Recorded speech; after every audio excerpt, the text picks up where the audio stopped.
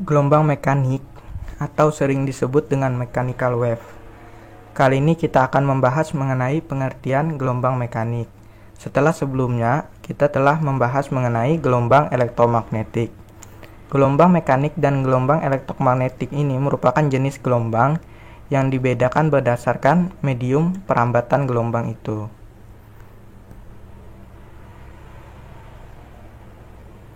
Nah, gelombang mekanik merupakan gelombang yang merambat melalui beberapa material atau zat yang dinamakan medium. Nah, di sini ketika gelombang mekanik ini merambat, dia ini merambat melalui medium, yang dimana medium-medium pada partikel yang membentuk medium tersebut mengalami berbagai macam perpindahan. Artinya medium yang dilewati oleh gelombang tersebut ini partikel penyusunnya ini mengalami berbagai macam perpindahan yang bergantung pada sifat dari gelombang itu tersebut. Nah, di dalam gelombang mekanik, medium yang digunakan ini ada 3. Yang pertama ada zat padat, yang kedua ada zat cair, dan yang ketiga ada zat gas. Ini merupakan zat-zat dari medium dalam perantara gelombang mekanik.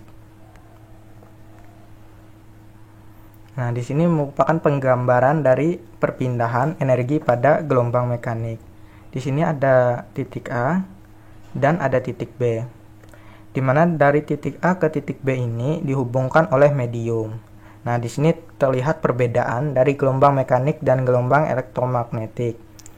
Pada gelombang elektromagnetik, perpindahan dari posisi A ke posisi B ini dipisahkan oleh ruang hampa. Jadi tidak ada penghubung di antara posisi A dan posisi B.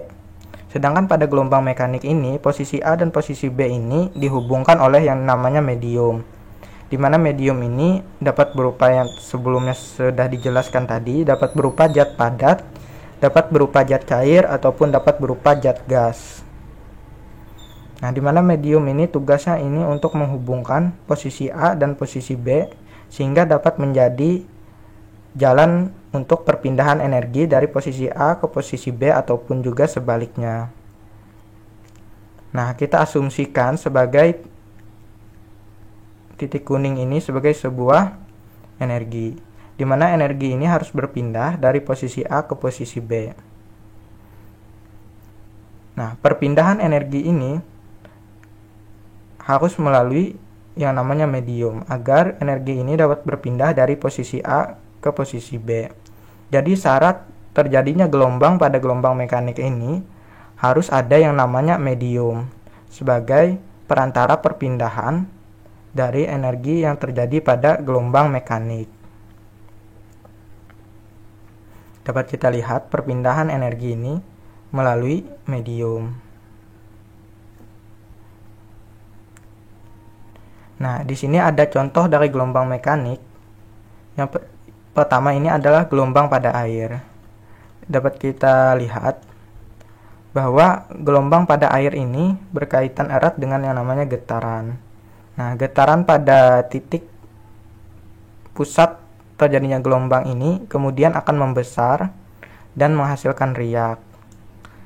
Nah, ketika gelombang ini terjadi dengan pusat gelombang ini adalah titik, seperti gelombang pada air ini, titik pusat gelombangnya adalah berupa titik, maka gelombang yang dihasilkan ini berupa lingkaran-lingkaran yang kemudian lingkaran ini akan terus semakin membesar.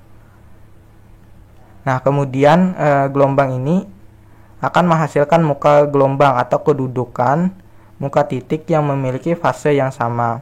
Artinya jarak antar pusat gelombang dengan gelombang-gelombang yang dihasilkan ini sama. Dan ini berkaitan erat dengan yang namanya panjang gelombang. Nah, selain dari gelombang pada air, contoh gelombang mekanik ini ada gelombang pada tali, di mana medium yang digunakan ini berupa zat padat, yaitu berupa tali.